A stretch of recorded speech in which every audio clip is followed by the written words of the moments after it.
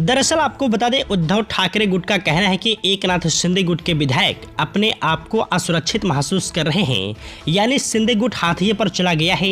सामना में छपी अखबार के अनुसार राजनीतिक विश्लेषकों के मुताबिक सरकार में मंत्रालय के बंटवारे से जुड़ी समस्या को सुलझाना बहुत मुश्किल नहीं था, वह सुलझ भी गई। परंतु अगली समस्या बीजेपी के लिए आगामी लोकसभा और विधानसभा चुनाव में सीटों के बंटवारे को लेकर सीधी टक्कर बीजेपी और अजित पवार गुट के बीच है। राजनीतिक विशेषज्ञों के मुताबिक दादा गुट को लेकर बीजेपी में यह परेशानी है कि जिस सीट पर बीजेपी और दादा गुट की सीधी टक्कर है, वहां बीजेपी क्या करेगी।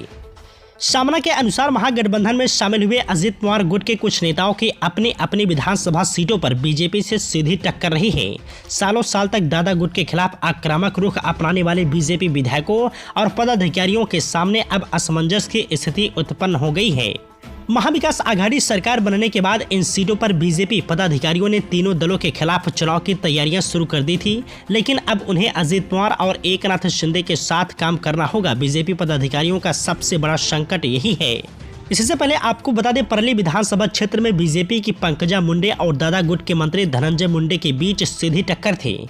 इस सीट को लेकर बीजेपी और दादा गुट में बड़ी टक्कर होगी। इसी प्रकार 2019 के विधानसभा चुनाव में बीजेपी ने अजित पवार के खिलाफ गोपीचंद पडलकर को उम्मीदवार बनाया था। गोपीचंद पडलकर की जमानत जब्त हो गई थी, लेकिन पडलकर ने अक्सर ही पवार परिवार और अजित पवार की तीखी आलोचना की है। लेकिन मौजूदा स्थिति में पडलकर को भी अब अजित पवार के साथ मिलकर काम करना होगा। पिछले चुनाव में बीजेपी ने जहां विधानसभा की 160 सीटों पर चुनाव लड़ा था, वहीं इस बार दो पार्टियों से तालमेल बनाते हुए कम सीटों पर समझौता करना होगा। इस वजह से भी बीजेपी नए चेहरे को कम मौका दे पाएगी। इससे कार्यकर्ताओं में बड़े पैमाने पर विद्रोह की आशंका से इनकार नहीं किया जा सकता। जाहिर है कि यह वो पहलू है जो बीजेपी नेताओं की विधानसभा क्षेत्रों में मुश्किलें बढ़ा सकता है।